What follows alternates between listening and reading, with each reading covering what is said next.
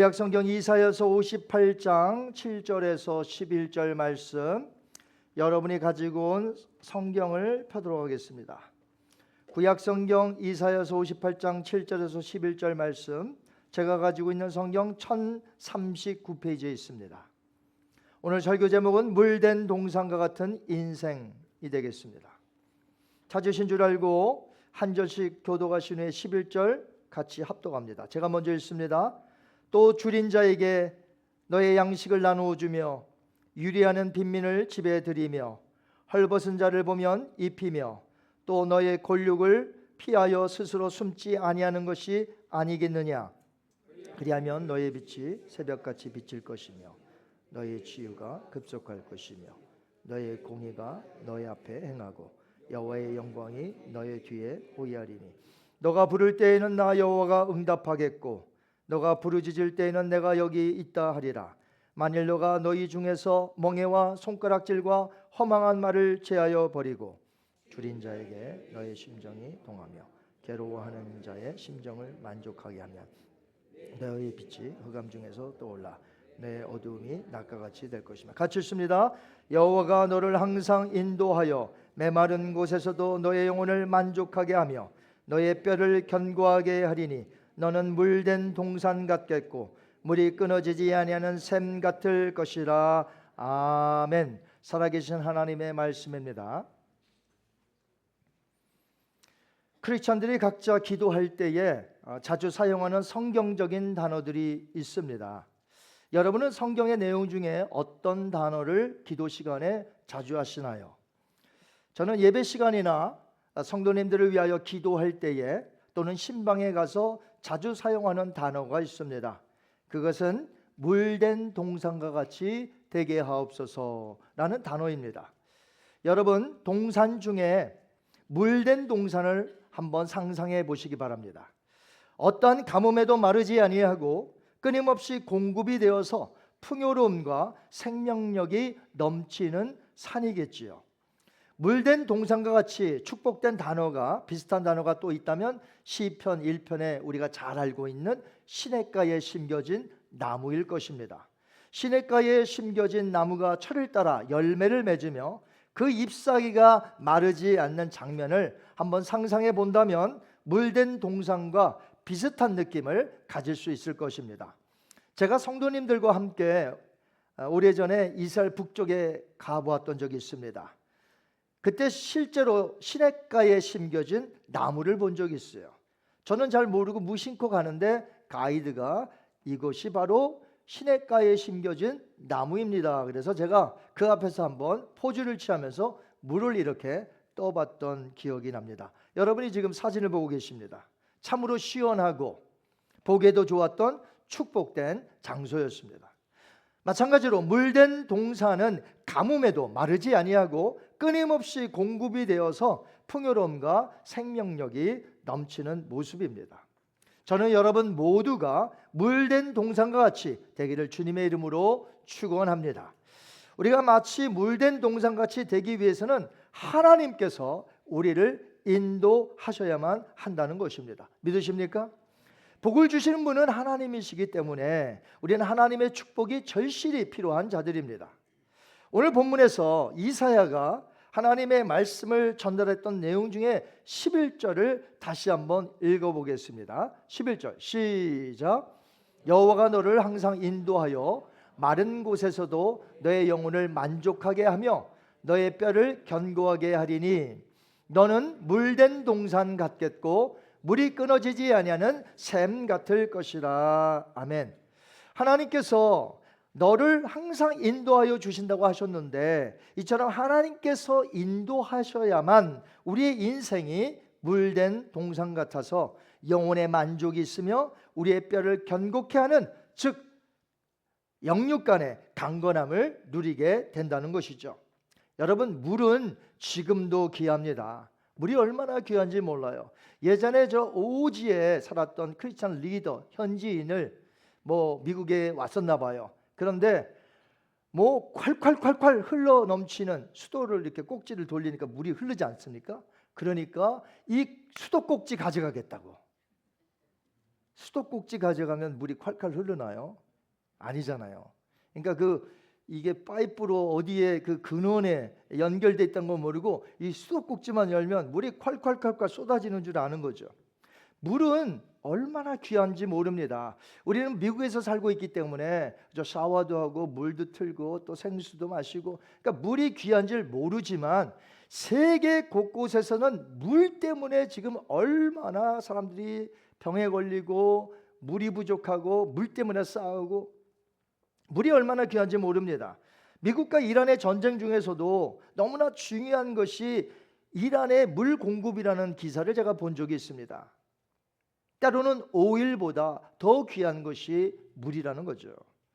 물은 이처럼 귀하고 귀하지만 특별히 물이 귀한 이 팔레스타인 중동의 사람들에게 물의 의미는 정말 축복의 상징인 것입니다. 그렇기 때문에 물된 동산은 말 그대로 언제나 물이 풍부한 지역의 정원이나 동산을 가리키는 표현일 것입니다. 하나님께서는 그의 백성들이 그렇게 물된 동산같이 영육간에 축복받는 인생이 되었으면 하는 바람이 있으신 것이죠. 여러분, 자녀가 안 되기를 바라는 부모가 있겠습니까?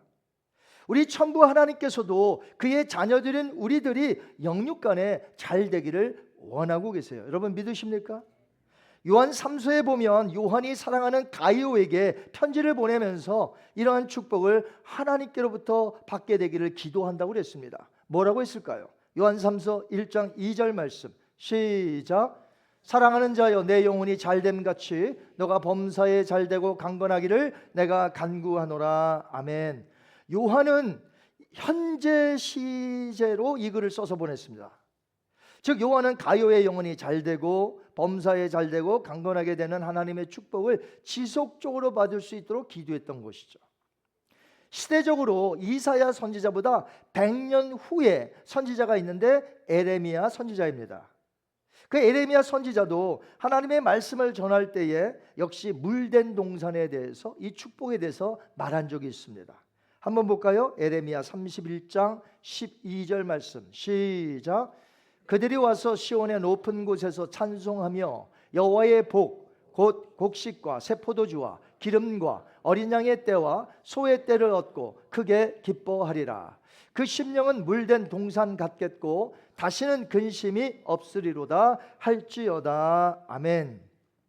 자, 여기서도 하나님의 백성들이 구속을 받은 자들로서 물된 동산처럼 영혼이 그리고 육신적으로 강건하게 축복되기를 원하시는 하나님의 모습을 선지자가 전했다는 것입니다. 자, 그렇게 물된 동산처럼 우리를 축복하며 이끌으시는 분이 누구라고 하였습니까? 선지자들은 말하기를 여호와 하나님이라고 말씀하고 있습니다. 그렇기 때문에 우리도 하나님만을 바라보아야 한다는 것이죠.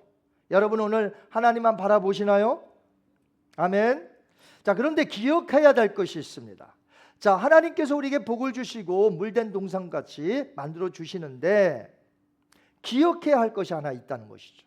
무엇이냐면 그것은 하나님께서 우리를 이끄시지만 동시에 물된 동산처럼 되려면 구원받은 자들이 마땅히 하나님의 말씀에 따라 살아야 한다는 것입니다. 여러분 믿으십니까? 자, 부모가 자녀를 생각할 때에 다 잘 되기를 원합니다. 그렇죠.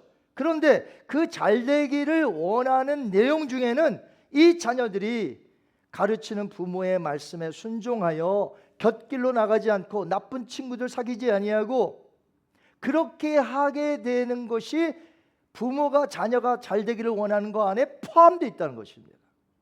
마찬가지로 하나님께서 우리를 구속하시고 우리가 물된 동산같이 잘 되기를 원하시는데 거기에는 무엇이 포함되어 있냐면 우리가 하나님의 말씀대로 따라 사는 것이 포함되어 있다는 것이죠.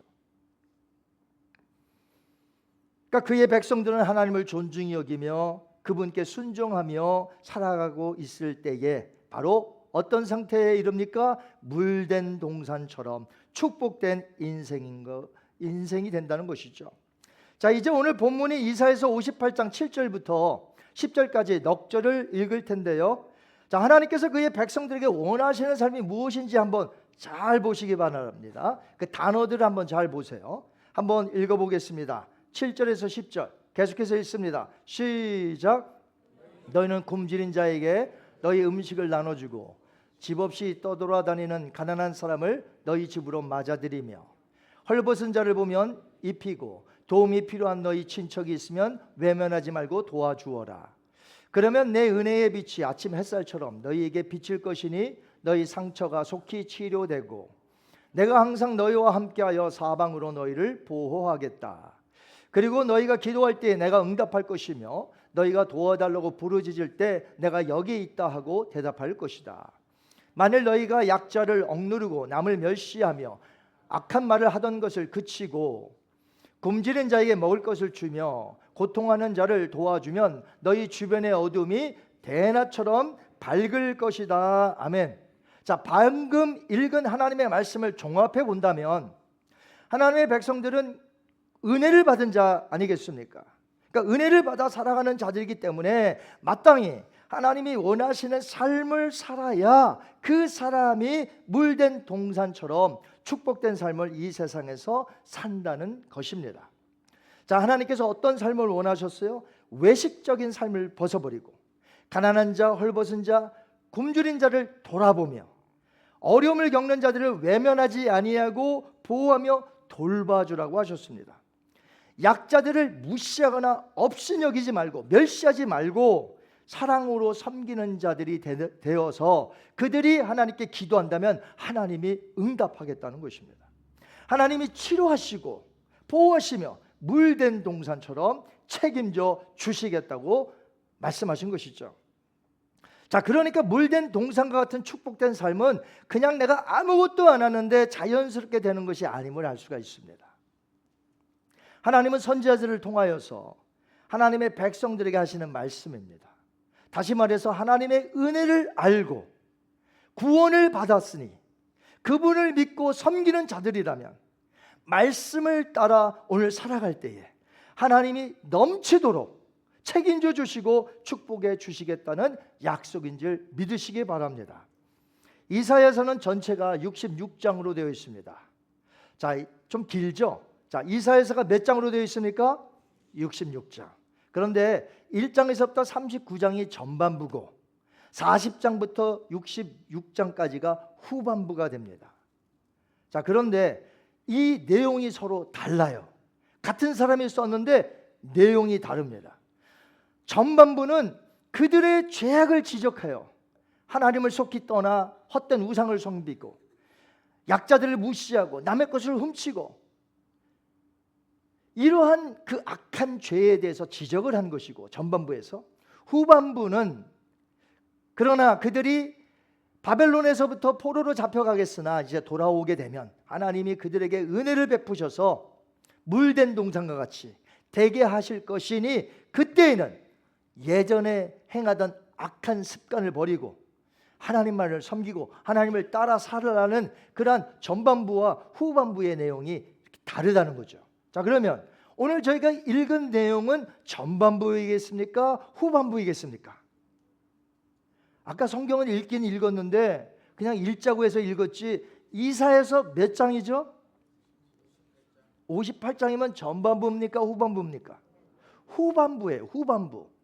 40장서부터 66장까지가 후반부. 후반부는 뭐라고요? 위로와 격려와 축복과 하나님의 말씀대로 따라 살면 물된 동산과 같이 되겠다, 이런 말씀을 하신 거잖아요. 그런데 이 전반부에는 하나님이 이사야 선지자를 보내서 뭐라고 하신 줄 아십니까? 그들의 죄악을 지적하잖아요. 물 없는 동산이래요. 물 없는 동산. 한번 볼까요? 1장 29절 30절 한번 보겠습니다. 시작. 너희가 기뻐하던 상수리 나무로 말미암아 너희가 부끄러움을 당할 것이요 너희가 택한 동산으로 말미암아 수치를 당할 것이며 너희는 잎사귀 마른 상수리 나무 같을 것이요 그 다음에 물 없는 동산 같으리니. 하나님께서는 택한 동산이 오히려 그들에게 수치를 주고 마치 물 없는 동산 같다고 하신 것은 그들의 행위가 하나님을 떠나 살았던 모습, 이웃들을 억압하고 자기 이익만을 위하여 죄 가운데 살았던 그 모습은 겉으로는 하나님의 백성인데 뭐라고 하셨느냐? 물 없는 동산 같다. 그러나 이사야서 후반부에 기록된 내용, 바벨론 포로로 가겠지만 앞으로 다시 오게 되면 내가 너희를 축복할 것이다. 그러니 나의 말을 따라 살거라. 이렇게 하셔서 축복과 위로의 말씀이 주신 거죠. 회복의 기회를 주시는 약속의 말씀. 물된 동산. 더 이상 약한 자를 억압하지 말고 그들을 도우며 보호하며 하나님의 뜻에 선행을 하며 산다면 축복의 근원이 되시는 하나님께서 그들의 물된 동산처럼 되게 해 주시겠다는 말씀이었어요. 자, 그렇다면 21세기를 살아가는 저와 여러분, 오늘 우리가 받을 교훈은 무엇이겠습니까? 자, 우리야말로 참 생명과 풍요의 원천이 되시는 예수 그리스도로 말미암아 하늘의 신령한 축복들을 이미 받은 줄 믿습니다. 이 땅에서도 우리는 주님의 은혜와 주님의 주신 생명으로 기쁨과 자유함과 능력으로 오늘 우리는 살아가고 있지 않습니까?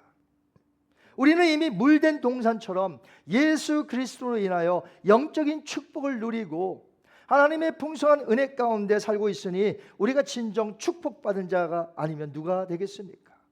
마치 사막과 광야와 같은 이 세상에서 우리의 목마름을 채워줄 분이 누가 있겠습니까? 예수님 외에. 예수님만이 우리의 영적인 갈급함을 채워주시리라 믿습니다. 여러분, 우물가의 여인 기억나시나요? 우리 예수님께서 하셨던 말씀, 이 여인이 이 세상에서 실패한 자요, 정말 살기 싫은 여인이었어요. 그래서 다른 여인들과 함께 이야기하는 것도 싫어요. 그래서 땡볕에 물을 길러 나갑니다. 정말 죽고 싶어요. 그러나 죽지 못해 사는 거예요. 그런 자에게 예수님이 찾아오셔서 말씀을 하십니다. 한번 볼까요? 요한복음 4장 14절 시작.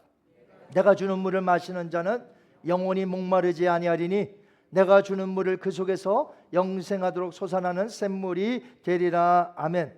사마리아 여인은 이 만난 메시아 예수 그리스도를 통하여 참된 이 생명수를 얻게 된 거예요. 그래갖고 자기가 가지고 왔던 물동이를 그 자리에 두고 사마리아에 돌아가서 내가 메시아를 만났다, 내가 메시아를 만났다, 이렇게 증거하는 삶이 된 것이에요. 그러니까 그 여인은 물동이를 쥐고 땡볕에 나올 때까지는 물 없는 동산 같았어요. 메마르고 정말 그 아무것도 살 수 없는 가시들만 살 수 있는, 그래서 누가 뭐라고 하면 그냥 곧바로 받아치는 그런 드라이된 메마른 심령 물이 없는 동산이었는데 메시아를 만난 후에 어떻게 되었습니까? 물된 동산이 되어서 이 기쁨을 주체할 수 없어서 사마리아의 땅 거기 들어가서, 여러분 그 전에 누가 자기를 상관이나 했나요? 다 벌레 보듯이 쳐다보고 그런 사람이 가서 복음을 전하고 기쁨으로 전했다는 거 아닙니까? 이것이 바로 예수 그리스도를 만난 사람은 물된 동산과 같이 축복 속에 자유와 기쁨과 평강이 흘러 넘친다는 것이죠. 여러분 예수님을 만나신 후에 그렇게 변하셨습니까? 예수님이야말로 흘러 넘치는 생수의 강을 유일하게 우리에게 허락하시는 분이라는 것이죠. 예수님은 초막절 명절 끝날에도 모인 수많은 사람들이 다 듣도록 서서 크게 외치셨습니다. 뭐라고 외치셨을까요? 한번 보겠습니다. 요한복음 7장 37절에서 39절 말씀 시작. 명절 끝날 곧 큰 날에 예수님께서 서서 외쳐 이르시되 누구든지 목마르거든 내게로 와서 마시라. 나를 믿는 자는 성경의 이름과 같이 그 배에서 생수의 강이 흘러나오리라 하시니 이는 그를 믿는 자들이 받을 성령을 가리켜 말씀하신 것이라. 아멘. 누구든지 목마르거든 내게로 와라. 그 배에서 생수의 강이 흘러넘치는데 이 생수의 강이 흘러넘치는 것은 바로 성령이 임하시면 그렇게 된다는 것이죠. 자, 우리는 성령 하나님을 모신 줄 믿습니다. 예수님이 보내신 성령을 모시고 있는 자들은 예수님의 내주하심으로 말미암아 영적인 갈증이 해결이 되고 기쁨과 평안, 생명력이 넘쳐나서 다른 사람에게까지 흘러가는 풍성한 영적인 상태를 의미하는 것이에요. 여러분, 나는 어떤 자가 되어야 됩니까? 흘러서 보내는 축복의 통로가 되시길 주님의 이름으로 축원합니다. 어떤 사람이 딱 왔는데 야, 다 피해. 축복된 인생이에요. 근데 축복된 인생이 옵니다. 그러면 사람들이 모여듭니다. 왜요? 위로의 말과 격려의 말과 칭찬의 말과 함께 도와주는 말, 함께 애쓰는 그런 사람들이 나타날 때는 그 주변에 사람들이 모입니다. 그러나 이기적으로 살고 흘려보내지 않고 자기만을 위하여 사는 사람은 또 말도 좀 이렇게 남에게 상처 주고 이러면 그 사람 떴다 그러면 다 피하는 거예요. 우리는 어떤 사람이 되어야 될까요? 성령님이 내 안에 계신다면 나는 충만한 속에 살 수밖에 없고 이것이 흘러 넘쳐서 다른 사람에게 가야 한다는 것이죠. 성령이 충만한 사람은 하나님만 사랑하는 사람이 아니에요. 하나님도 사랑하고 누구도 사랑합니까? 이웃도 사랑하는 거예요. 그것이 성경의 두 계명 아닙니까? 하나님 사랑, 이웃 사랑. 이것이 온 율법이에요. 율법. 그러므로 내가 하나님을 사랑한다 하면 내가 이웃을 사랑해야 하는 것이죠. 가난한 자, 어려움을 겪는 자, 약한 자들과 함께 돌보아주고 함께 위로하고 격려합니다. 흘러넘치는 생수의 강과 같은 복을 내가 받았으니 내 안에만 가두어 두는 것이 아니라 이 축복의 통로가 되어서 다른 사람에게 넘치게 흘려보내야 한다는 것이죠. 우리의 교회가 그런 교회가 되기를 바랍니다. 여러분은 예수님이 주시는 복을 믿기 때문에 그분의 말씀을 듣고 그대로 오늘 따라 행하고 계신가요? 여러분의 말씀을 들었는데 믿음과 그 반응은 어떤 것입니까? 예수님께서 명절 끝날 아까 제가 말씀을 드렸죠. 크게 외치셨다고. 그런데 요한은 예수님이 명절 끝날에 이렇게 외치셨어 하고 그것으로 끝난 게 아니라요. 기록이. 그 말씀을 듣고 있었던 사람들의 두 가지의 반응을 기록해 놓았습니다. 어떤 반응이었을까요? 요한복음 7장 40절 41절 한번 보겠습니다. 시작. 이 말씀을 들은 무리 중에서 어떤 사람은 이 사람이 참으로 그 선지자라 하며 어떤 사람은 그리스도라 하며 그 다음에요. 어떤 이들은 그리스도가 어찌 갈릴리에서 나오겠느냐. 반응은 둘로 나누어졌습니다. 첫째 반응은 선지자야, 메시아야, 그리스도야. 그 말씀을 그러니까 받아들인 거죠. 근데 다른 쪽은 말이죠. 뭐라고 했습니까? 어떻게 메시아가 그리스도가 총구석엔 갈릴리에서 나겠느냐. 말도 안 돼. 저런 말 들을 필요 없어. 반응을 기록했다는 거예요. 요한이. 오늘 하나님께서 부족한 종을 통하여 하나님의 말씀을 외치게 하셨습니다. 생수의 강이 성령으로 말미암아 내 안에서 흘러넘쳐 하나님을 사랑하고 이웃을 사랑하고 그 사람이 참된 물된 동산과 같다 말씀을 드렸습니다. 근데 여러분의 반응은 지금 무엇입니까? 그래 하나님의 물된 동산 축복된 인생이 돼야지, 흘려보내야지. 이제 하나님만 사랑하는 것이 아니라 어려운 이웃들 내가 세계 선교하며 감당해야지, 이런 분이 있는가 하면 어떤 분들은 오늘 빨리 끝나고 가야 되는데 목사님이 오늘따라 기네. 아무 감동도 없고 그 말씀을 따라 살려는 의지도 없고, 혹시라도 그런 분이 저는 없기를 바랍니다. 아멘. 여러분 모두가 하나님의 말씀 앞에 그래 말씀대로 살아야지, 이미 은혜 받았고 축복 받았고 구원 받았으니 이제 물된 동산처럼 하나님의 말씀을 따라 살 거야 라고 다짐하는 여러분이 되시기를 주님의 이름으로 축복합니다. 시온성과 같은 교회의 찬송가죠. 2절에 보니까 이렇게 되어 있어요. 생명샘이 솟아나와 모든 성도 마시니 언제든지 흘러넘쳐 부족함이 없도다. 이런 물이 흘러가니 목마를 자 누구랴. 주의 은혜 풍족하여 넘치고도 넘친다. 우리 교회가, 우리 가정이 그렇게 되기를 주님의 이름으로 축원합니다. 이제부터 물된 동산같이 축복된 인생으로 우리가 살아야 될 텐데, 이미 그리스도 안에서 신령한 복을 받았고 엄청난 은혜를 받은 자, 축복받은 자, 우리는 축복받은 자예요. 그렇다면 그걸로 끝나는 게 아니라 축복받았으니 흘러 넘치게 하라 하셨으니 이제 우리 교회가, 우리 가정이 이제부터 흘러보내는, 축복을 흘러보내는 이 놀라운 축복된 인생이 되시기를 주님의 이름으로 축원합니다. 눈을 감습니다. 오늘 주신 말씀